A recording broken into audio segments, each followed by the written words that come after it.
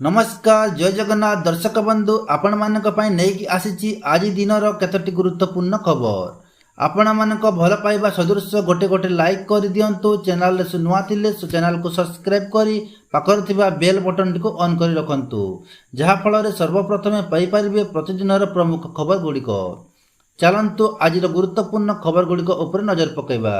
सुभद्रा अभियोग समाधान मॉड्यूलर आरंभ उद्घाटन कले उपमुख्यमंत्री प्रभाती परिड़ा। सुभद्रा योजनार बाद पड़ता हिताधिकारी दूर हेब समस्या नुआ पोर्टाल रे अभियोग करी आउ थरे योजना रे शामिल होई परिबे योग्य हिताधिकारी। विभिन्न कारणरू 2,58,000 हिताधिकारी सुभद्रा योजनार बाद पड़ते यहाकु नै समीक्षा होइतिला जेउथरे एही सरल रास्ता कढा जाईछि। सेही भली सेप्टेम्बर 17 रे सुभद्रा योजना को वर्षे पूर्ण होईछि। वर्ष पूर्ति अवसर रे 348 सुभद्रा सीडीपीओ यूनिट रे धन्यवाद मोदी कार्यक्रम आरंभ हेबो। अक्टोबर 15 जाए चलिबो कार्यक्रम। सूचना योग्य जे पोर्टाल जरिया रे हिताधिकारी विभाग सहित जोगाजोग करि पारिबे सेमानक समस्त अभियोगर जवाब रखिबो विभाग। लोके अनेक अभियोग करुथिले भी यार उत्तर पाई पारु नथिले एबे सबु अभियोगर उत्तर रखिबे विभागीय अधिकारी। लोकंक अभियोग गुड़िक ब्लॉक कमिटी जांच करिवे एवं पर जिला स्तर को जांच पई जीवो। जिला कमिटी निष्पत्ति नब यार स्टाटस सबु तथ्य पोर्टाल रे उपलब्ध रहिबो। सुभद्रा योजना कहीं बाद पड़िले कारण कौन आग को सेमाने कौन कले सामिल होई परिबे ए सब कथार उत्तर पोर्टाल रे मिलिबो। वर्तमान सुभद्रा रे 1,09,00,000 हिताधिकारी थिबा बेले 2,85,000 हिताधिकारी बाद पड़िछंती। बाद पड़िथिबा हिताधिकारी समाधान रास्ता बाहर करा जिवो। परवर्ती खबर राज्य में बेआईन भाव चलुवा विद्यालय गुड़िक उपर कार्यानुष्ठान हेबो। ए संपर्क में प्राथमिक शिक्षा निर्देशालय पक्षर प्रक्रिया आरंभ होईछि। 2022 रे निर्देश दिया जाइथिले मध्य जिला शिक्षा अधिकारी डीओ मान एहाको हेयज्ञान करी रिपोर्ट दाखल करि नाहंती। एबे राज्य मानवाधिकार कमिशन रिपोर्ट मागिबा परे निर्देशालय पक्षर तत्परता प्रकाश करा जिबा सह सेप्टेम्बर 15 सुधा तथ्य दाखल करने को देवगढ़ व्यतीत राज्यर समस्त डीओ मान को निर्देश दी जाइछि।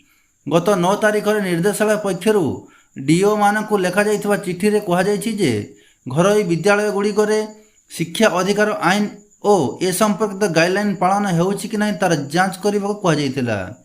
जदि कौनसी विद्यालय बिना अनुमति रे खोलिथिबो किंबा चालुथिबो अनुमोदन पाई नथिबो राज्य सरकार गाइडलाइन पालन करू नथिबो सेमानक विरुद्ध रे तुरंत कार्यानुष्ठान नेबाको 2022 डिसेम्बर निर्देश दिया जाइथिला।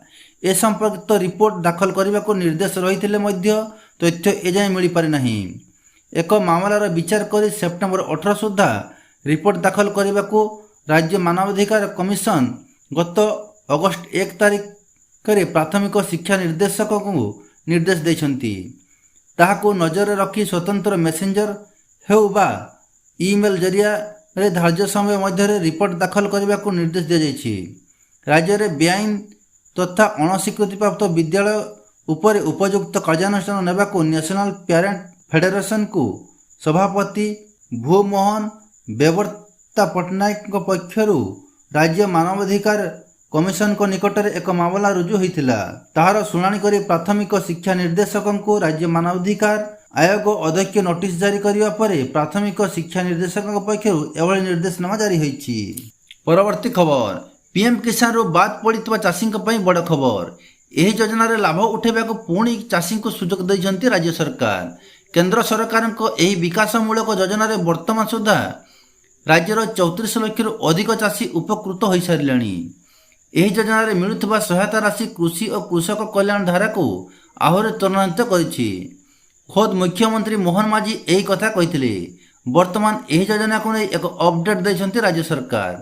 पूर्व सेप्टेम्बर 8 तारिख सुधा चाषी को केवाईसी अपडेट करने अवधि धार्य करा जाइथिला। वर्तमान यही अवधि को आउ 6 मास वृद्धि करा जाइछि। सीएम किसान हिताधिकारी केवाईसी अपडेट करी पीएम किसान रे शामिल हो पारिबे। एबे सीएम किसान रो 51,54,000 हिताधिकारी थिबा बेले पीएम किसान रे 34,85,000 हिताधिकारी शामिल अछंती। पूर्व वर्ष अपेक्षा अधिक 6 लाख हिताधिकारी पीएम किसान रे शामिल करिसंती नुआ सरकार। आहरी अधिक चाषी को एही योजना रे जोड़िबा को सरकार करूछंती स्पेशल ड्राइव। चाषी को आर्थिक सहायता करबा पई कार्यकारी होइछि पीएम किसान योजना। एही योजना रे देशर କୋଟି କୋଟି ଚାଷୀ ବାର୍ଷିକ 6,000 ଟଙ୍କାର ସହାୟତା ପାଇପାରୁଛନ୍ତି। ଏହି ସହାୟତା ରାଶିକୁ 2,000 ଟଙ୍କାରେ 3ଟି କିସ୍ତିରେ ଦିଆଯାଏ। ବର୍ତ୍ତମାନ ସୁଦ୍ଧା ମୋଟ 20ଟି କିସ୍ତି ପାଇସାରିଛନ୍ତି ଚାଷୀ। ଏଥର 21ତମ କିସ୍ତି ପାଇବା ପାଇଁ ଅପେକ୍ଷା କରିଛନ୍ତି ଚାଷୀ। ପିଏମ୍ କିଷାନ ଯୋଜନାରେ 21ତମ କିସ୍ତି ଦୀପାବଳି ପୂର୍ବରୁ ମିଳିପାରେ ବୋଲି ଅନୁମାନ କରାଯାଉଛି, କାରଣ ପର୍ବପର୍ବାଣୀରେ ମୋଦି ସରକାର ଚାଷୀମାନଙ୍କୁ ଭେଟି ଦେଇ ଆସୁଛନ୍ତି। ଏଥର ଦୀପାବଳିରେ ଉପହାର ସ୍ୱରୂପ ଚାଷୀକୁ ସିଏମ୍ କିଷାନର 21ତମ କିସ୍ତି ଦେଇପାରନ୍ତି ବୋଲି ଜାତୀୟ ମିଡ଼ିଆରେ ଚର୍ଚ୍ଚା ହେଉଛି, କିନ୍ତୁ ଏହାକୁ ନେଇ ସରକାରଙ୍କ ପକ୍ଷରୁ କୌଣସି ଆନୁଷ୍ଠାନିକ ସୂଚନା ଦିଆଯାଏ ନାହିଁ। ପରବର୍ତ୍ତୀ ଖବର, ଶିଳ୍ପ ବିକାଶ ପାଇଁ ରାଜ୍ୟ ସରକାରଙ୍କ ବଡ଼ ଆୟୋଜନ। 27ଟି ନୂଆ ଶିଳ୍ପ ପ୍ରକଳ୍ପ ଭିତ୍ତିପ୍ରସ୍ତର ସ୍ଥାପନ କରିବେ ମୁଖ୍ୟମନ୍ତ୍ରୀ ମୋହନ ଚରଣ ମାଝୀ। ଏନେଇ ଅୟୁଟିରେ ଆୟୋଜିତ ସ୍ୱତନ୍ତ୍ର କାର୍ଯ୍ୟକ୍ରମରେ ପହଞ୍ଚିଲେ ମୁଖ୍ୟମନ୍ତ୍ରୀ ମୋହନ ମାଝୀ। ଏହି ଶିଳ୍ପ ପ୍ରତିଷ୍ଠା ବାବଦରେ 25,380 କୋଟି ଟଙ୍କାର ପୁଞ୍ଜିନିବେଶ କରାଯିବ, ଯାହା ଦ୍ୱାରା ରାଜ୍ୟରେ 51,826ରୁ ଅଧିକ ନିଯୁକ୍ତି ସୁଯୋଗ ସୃଷ୍ଟି ହେବ। ଆଜି ଅୟୁଟି କୃଷି ଶିକ୍ଷା ସଦନରେ ଅନୁଷ୍ଠିତ ହେବାକୁ ଥିବା ଏହି ଶିଳ୍ପ ପ୍ରକଳ୍ପର ଭିତ୍ତିପ୍ରସ୍ତର ସ୍ଥାପନ ଉତ୍ସବରେ ମୁଖ୍ୟମନ୍ତ୍ରୀ ଓ ଶିଳ୍ପମନ୍ତ୍ରୀ ସମ୍ପଦ ଚରଣ ସ୍ୱାଇଁ ଯୋଗଦେବେ। ଏହି ଶିଳ୍ପ ପ୍ରକଳ୍ପଗୁଡ଼ିକ ରାଜ୍ୟରେ 12ଟି ଜିଲ୍ଲାରେ ପ୍ରତିଷ୍ଠା ହେବ। ଝାରସୁଗୁଡ଼ା, ଗଞ୍ଜାମ, ଖୋର୍ଦ୍ଧା, କୋରାପୁଟ, ଅନୁଗୁଳ, ସୁନ୍ଦରଗଡ଼, ଭଦ୍ରକ, ପୁରୀ, କଟକ ଏବଂ ସମ୍ବଲପୁର ଜିଲ୍ଲାରେ ସ୍ଥାପନ ହେବ। ସେପଟେ ମୁଖ୍ୟମନ୍ତ୍ରୀ ମୋହନ ଚରଣ ମାଝୀ ବାଣ୍ଟିବେ ନିଯୁକ୍ତିପତ୍ର। ନୂଆକରି ଚୟନ କରାଯାଇଥିବା 7ଟି ବିଭାଗର 1,686 ଜଣ ପ୍ରାର୍ଥୀଙ୍କୁ ନିଯୁକ୍ତିପତ୍ର ଦିଆଯିବ। କୃଷି ଓ କୃଷକ ସଶକ୍ତିକରଣ ବିଭାଗରେ 34 ଜଣ, ଅର୍ଥ ବିଭାଗରେ 61 ଜଣ, ଜଳସମ୍ପଦ ବିଭାଗରେ 413, ଆଇନ ବିଭାଗରେ 37, ମତ୍ସ୍ୟ ଓ ପ୍ରାଣୀ ସମ୍ପଦ ବିଭାଗରେ 23, ସ୍ୱାସ୍ଥ୍ୟ ଏବଂ ପରିବାର କଲ୍ୟାଣ ବିଭାଗରେ 982 ଓ ଦକ୍ଷତା ବିକାଶ ଏବଂ ବୈଷୟିକ ଶିକ୍ଷା ବିଭାଗରେ 136 ଜଣଙ୍କୁ ମିଳିବ ନିଯୁକ୍ତିପତ୍ର। ପରବର୍ତ୍ତୀ ଖବର, ଶନିବାର 12:30 ପର୍ଯ୍ୟନ୍ତ ଖୋଲା ରହିବ ସମସ୍ତ ସରକାରୀ ଶିକ୍ଷାନୁଷ୍ଠାନ। ଏନେଇ ଖୋର୍ଦ୍ଧା ଜିଲ୍ଲା ଶିକ୍ଷାଧିକାରୀ ବିଜ୍ଞପ୍ତି ଜାରି କରିଛନ୍ତି। ଏଥିରେ ଅବହେଳା କଲେ ଦୃଢ଼ କାର୍ଯ୍ୟାନୁଷ୍ଠାନ ନିଆଯିବ, ଏପରି କଡ଼ା ନିର୍ଦ୍ଦେଶ ଦେଇଛନ୍ତି ଜିଲ୍ଲା ଶିକ୍ଷାଧିକାରୀ। ଏନେଇ ଖୋର୍ଦ୍ଧା ଜିଲ୍ଲାର ସମସ୍ତ ବ୍ଲକ ଶିକ୍ଷାଧିକାରୀଙ୍କୁ ଚିଠି କରାଯାଇଛି। ଚିଠିରେ ଉଲ୍ଲେଖ ଅଛି ଯେ ଶନିବାର ବିଦ୍ୟାଳୟ ଓ ଗଣଶିକ୍ଷା ବିଭାଗ ଶାସନ ସଚିବ ଶାଳିନୀ ପଣ୍ଡିତ ଖୋର୍ଦ୍ଧା ଗସ୍ତରେ ଆସିଥିବା ବେଳେ ବେଗୁନିଆ ବ୍ଲକର ବିଭିନ୍ନ ପ୍ରାଥମିକ ସ୍କୁଲ ପରିଦର୍ଶନ ଯାଇଥିଲେ। ସେଠାରେ କିଛି ପ୍ରାଥମିକ ସ୍କୁଲ 11ଟା ସୁଦ୍ଧା ବନ୍ଦ ହୋଇଥିବା ଦେଖିବାକୁ ପାଇଥିଲେ। ଏପରି ଶନିବାର ଠିକ୍ ଭାବେ ସ୍କୁଲ ପରିଚାଳନା ହେଉନଥିବା ଦେଖିଥିଲେ। ତାହାକୁ ନେଇ ସଚିବ ବିରକ୍ତି ପ୍ରକାଶ କରିଥିଲେ। ଶିକ୍ଷାଗତ କ୍ୟାଲେଣ୍ଡର 2025-26ରେ ନିର୍ଦ୍ଦିଷ୍ଟ ସମସ୍ତ କାର୍ଯ୍ୟକଳାପ, ବିଶେଷ କରି ଶନିବାର ସ୍କୁଲ ସମୟ ସମ୍ପର୍କରେ କଡ଼ା ଅନୁପାଳନ ନିଶ୍ଚିତ କରିବାକୁ ନିର୍ଦ୍ଦେଶ ଦିଆଯାଇଛି। କୌଣସି ପରିସ୍ଥିତିରେ ଶନିବାର ଦିନ 12:30 ପୂର୍ବରୁ କୌଣସି ବିଦ୍ୟାଳୟ ବନ୍ଦ କରାଯିବ ନାହିଁ। ଏହି କ୍ଷେତ୍ରରେ କୌଣସି ବିଚ୍ୟୁତିକୁ ଗମ୍ଭୀରତାର ସହ ବିଚାର କରାଯିବ ଏବଂ ନିୟମ ଅନୁଯାୟୀ ଶୃଙ୍ଖଳାଗତ କାର୍ଯ୍ୟାନୁଷ୍ଠାନ ଗ୍ରହଣ କରାଯିବ। ଅନୁପାଳନ ସୁନିଶ୍ଚିତ କରିବା ପାଇଁ ସମ୍ପୃକ୍ତ ବ୍ଲକର ବିଓ ମାନେ ଦାୟୀ ରହିବେ। ପରବର୍ତ୍ତୀ ଖବର, କେନ୍ଦ୍ର ସରକାରଙ୍କ ଦୀପାବଳି ଉପହାର। ଚଳିତ 22 ତାରିଖରୁ ଅତ୍ୟାବଶ୍ୟକ ସାମଗ୍ରୀ ଉପରୁ ଜିଏସ୍ଟି ହ୍ରାସ ପାଇବ। ଏହାକୁ ନେଇ ସାମଗ୍ରୀ ଉପରେ ଲାଗାଇବ ସଂଶୋଧିତ ନୂଆ ଦର ଷ୍ଟିକର। ଏନେଇ ନିର୍ଦ୍ଦେଶ ଦେଇଛନ୍ତି କେନ୍ଦ୍ର ଖାଉଟି କଲ୍ୟାଣ ବିଭାଗ। ପୂର୍ବରୁ ଅଧିକ ଜିଏସ୍ଟି ପଇଠ କରି ସାମଗ୍ରୀ କିଣିଥିବା ବ୍ୟବସାୟୀ ଇନପୁଟ୍ ଟ୍ୟାକ୍ସ କ୍ରେଡିଟ୍ ବାବଦରେ ଅତିରିକ୍ତ ଅର୍ଥ ଫେରସ୍ତ ପାଇବେ, କିନ୍ତୁ ଯେଉଁ ବ୍ୟବସାୟୀଙ୍କର ଜିଏସ୍ଟି ନମ୍ବର ନାହିଁ ସେମାନେ କୌଣସି ଟିକସ ଅର୍ଥ ଫେରସ୍ତ ପାଇବେ ନାହିଁ। ଏହି ପରିପ୍ରେକ୍ଷୀରେ କେନ୍ଦ୍ର ଖାଉଟି ବ୍ୟାପାର ବିଭାଗ ପକ୍ଷରୁ ଓଡ଼ିଶା ସମେତ ସମସ୍ତ ରାଜ୍ୟ ସରକାରଙ୍କୁ ଚିଠି ଲେଖି ସୂଚିତ କରିଛି। ଉତ୍ପାଦକ ପ୍ୟାକ୍ର ଆମଦାନୀକାରୀକୁ ଏହି ନିର୍ଦ୍ଦେଶ ଜାରି ହୋଇଛି। ଏନେଇ ଯୋଗାଣ ମନ୍ତ୍ରୀ କୃଷ୍ଣଚନ୍ଦ୍ର ପାତ୍ର ସୂଚନା ଦେଇଛନ୍ତି। ମନ୍ତ୍ରୀ କହିଛନ୍ତି, ଜିଏସ୍ଟି ଏବେ ସବୁଥିରୁ କମିଲା। ଅନେକ ଜାଗାରେ ପୁରା ନିଲ୍ କରିଦିଆଯାଇଛି। ସାଧାରଣ ଜନତା, ଗରିବ ଲୋକଙ୍କ ସ୍ୱାର୍ଥ ଓ ସୁବିଧାକୁ ନଜରରେ ରଖି ପ୍ରଧାନମନ୍ତ୍ରୀଙ୍କ ବଡ଼ ନିଷ୍ପତ୍ତି ନେଇଛନ୍ତି। ପତ୍ରରେ ଉଲ୍ଲେଖ ରହିଛି ଯେ ଜିଏସ୍ଟି ସଂଶୋଧନ ହେବା ପୂର୍ବରୁ ଗଚ୍ଛିତ ଥିବା ସାମଗ୍ରୀ ଉପରେ ନୂଆ ଦର ଅର୍ଥାତ୍ MRP ଉଲ୍ଲେଖ ରହିବା ଜରୁରୀ। ହ୍ରାସ ପାଇଥିବା ଜିଏସ୍ଟି ଅନୁସାରେ ନୂଆ MRP ଲାଗୁ ହେବା ଆବଶ୍ୟକ। ଚଳିତ ବର୍ଷ ଡିସେମ୍ବର ଶେଷ ସୁଦ୍ଧା କିମ୍ବା ଷ୍ଟକ୍ ଶେଷ ହେବା ଯାଏଁ ଉକ୍ତ ନିର୍ଦ୍ଦେଶନାମା ଲାଗୁ ହେବ। ପୁରୁଣା ମୂଲ୍ୟକୁ ନ ଲିଭାଇ ତାହାରି ନିକଟରେ ନୂଆ ମୂଲ୍ୟ ସ୍ପଷ୍ଟ ଭାବେ ଉଲ୍ଲେଖ ରହିବାକୁ ନିର୍ଦ୍ଦେଶ ରହିଛି। ସୂଚନା ଅନୁସାରେ ଅତ୍ୟାବଶ୍ୟକ ସାମଗ୍ରୀରେ ଜିଏସ୍ଟି 18 ଓ 12% ଖସି 5%କୁ ହ୍ରାସ କରାଯାଇଛି। ପୁରୁଣା ଏମ୍ଆର୍ପି ସହିତ ପ୍ୟାକେଟରେ ନୂଆ ଦର ଷ୍ଟିକରିଂ ହେବ। ଗ୍ରାହକ ପୁରୁଣା ଓ ନୂଆ ଜିଏସ୍ଟି ଦର ଫରକ ଜାଣିପାରିବେ। ଜିଏସ୍ଟି ସ୍ଲାବରେ ପରିବର୍ତ୍ତନ ପରେ ପୂର୍ବରୁ କ୍ରୟ କିମ୍ବା ପ୍ୟାକିଂ ହୋଇସାରିଥିବା ସାମଗ୍ରୀ ଉପରେ ସଂଶୋଧିତ ମୂଲ୍ୟ ଲେଖିବାକୁ ବାଧ୍ୟତାମୂଳକ କରାଯାଇଛି। ବ୍ୟବସାୟୀ ଯାହା ପୁରୁଣା ଦରରେ କିଣିଥିବେ ତାକୁ ନୂଆ ଦରରେ ବିକ୍ରି କଲେ କେନ୍ଦ୍ର ସରକାର ଇନପୁଟ୍ କ୍ରେଡିଟ୍ ଦେବେ।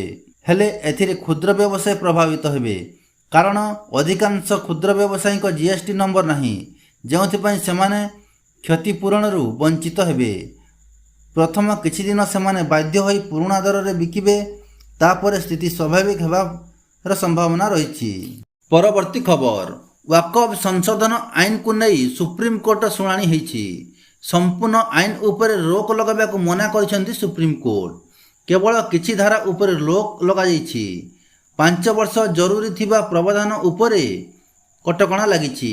ୱାକଫ୍ ଆଇନ ଅନୁଚ୍ଛେଦ 374 ଉପରେ ରୋକ ଲାଗିଛି। ରାଜସ୍ୱ ରେକର୍ଡ ସମ୍ବନ୍ଧୀୟ ଧାରାରେ କଟକଣା ଲାଗିଛି। ତେବେ ୱାକଫ୍ ଆଇନ ପାଇଁ 5 ବର୍ଷ ପର୍ଯ୍ୟନ୍ତ ଇସଲାମ ପାଳନ କରିବା ଜରୁରୀ ନୁହେଁ। ୱାକଫ୍ ଆଇନର ବୈଧତାକୁ ନେଇ ଫଇସଲା ନାହିଁ। କେନ୍ଦ୍ରୀୟ ୱାକଫ୍ ପରିଷଦରେ 4ରୁ ଅଧିକ ଅଣ-ମୁସଲିମ ରହିବେ ନାହିଁ ଏବଂ ରାଜ୍ୟ ୱାକଫ୍ ବୋର୍ଡରେ 3ରୁ ଅଧିକ ଅଣ-ମୁସଲିମ ରହିପାରିବେ ନାହିଁ। ତେଣୁ ସମ୍ପୂର୍ଣ୍ଣ ଆଇନରେ ରୋକ ଲଗାଇବାର କୌଣସି ଆବଶ୍ୟକତା ନାହିଁ ବୋଲି କହିଛନ୍ତି ସର୍ବୋଚ୍ଚ ନ୍ୟାୟାଳୟ। ୱାକଫ୍ ବୋର୍ଡର ଗଠନ ଉପରେ ମତାମତ ଦେଇ କୋର୍ଟ କହିଛନ୍ତି ଯେ ବୋର୍ଡର ସର୍ବାଧିକ 3 ଜଣ ଅଣ-ମୁସଲିମ ସଦସ୍ୟ ରହିପାରିବେ, ଅର୍ଥାତ୍ 11 ଜଣ ମଧ୍ୟରୁ ଅଧିକାଂଶ ମୁସଲିମ ସମ୍ପ୍ରଦାୟର ହେବା ଉଚିତ।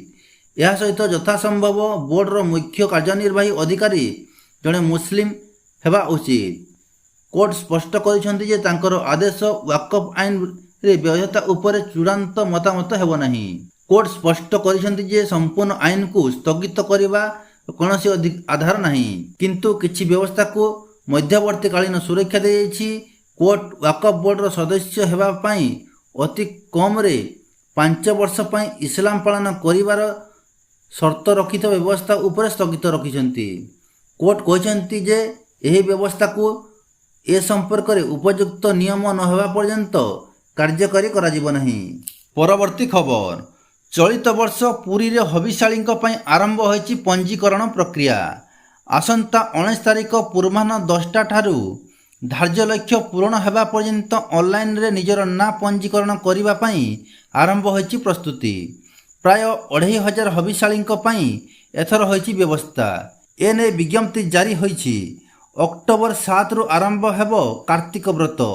ଆଉ ଗତଥର ଭଳି ଚଳିତ ବର୍ଷ ମଧ୍ୟ ବୃନ୍ଦାବତୀ ଭବନ ସହ ଆଉ 3ଟି କୋଠାରେ ରହିବେ ହବିଷ୍ୟାଳୀ। ତେବେ ଏଥର ଆବେଦନ ପ୍ରକ୍ରିୟା ସମ୍ପୂର୍ଣ୍ଣ ଅନଲାଇନ୍ ମାଧ୍ୟମରେ କରାଯିବ। କେଉଁଠି ରହିବେ ଓ ଆଇଡି କାର୍ଡ଼ ଆଦିର ସମସ୍ତ ତଥ୍ୟ ଅନଲାଇନ୍ ମାଧ୍ୟମରେ ହେବାକୁ ଯୋଜନା କରିଛନ୍ତି ପୁରୀ ଜିଲ୍ଲାପାଳ। ଶ୍ରୀକ୍ଷେତ୍ରରେ କାର୍ତ୍ତିକ ବ୍ରତ 2025 ପାଇଁ ଆସନ୍ତା 19 ତାରିଖରୁ ଆବେଦନ କରିପାରିବେ ହବିଷ୍ୟାଳୀ। https://e-district.odisha.gov.in ଅନଲାଇନ୍ ଲିଙ୍କରେ ଆବେଦନ କରିପାରିବେ। 19 ତାରିଖ ପୂର୍ବାହ୍ନ 10ଟା ଠାରୁ ଆବେଦନ ଆରମ୍ଭ ହେବ। 70 ବର୍ଷ ବୟସ ପର୍ଯ୍ୟନ୍ତ ବିଧବା ମହିଳା ଓ 50ରୁ 70 ବର୍ଷ ପର୍ଯ୍ୟନ୍ତ ବିବାହିତ ମହିଳାମାନେ ଆବେଦନ କରିପାରିବେ। ଶାରୀରିକ ମାନସିକ ଭାବେ ସୁସ୍ଥ ଥିବା ସହ ନୂଆ ଆବେଦନକାରୀ ହୋଇଥିଲେ ଦିଆଯିବ ପ୍ରାଧାନ୍ୟ। କେବଳ ଅନଲାଇନରେ ପଞ୍ଜୀକୃତ ହୋଇଥିବା ମାଆମାନେ ହିଁ ହବିଷ୍ୟାଳୀ ଶିବିରରେ ଅନୁମତି ପାଇବେ। ପ୍ରତିବର୍ଷ ଭଳି ରହଣି, ଜଗନ୍ନାଥ ଦର୍ଶନ, ପ୍ରସାଦ ସେବନ ବ୍ୟବସ୍ଥାକୁ କରିବେ ସରକାର। 1 ମାସ ଧରି ସେମାନଙ୍କୁ ନିଃଶୁଳ୍କ ମହାପ୍ରସାଦ ଯୋଗାଇ ଦିଆଯିବ।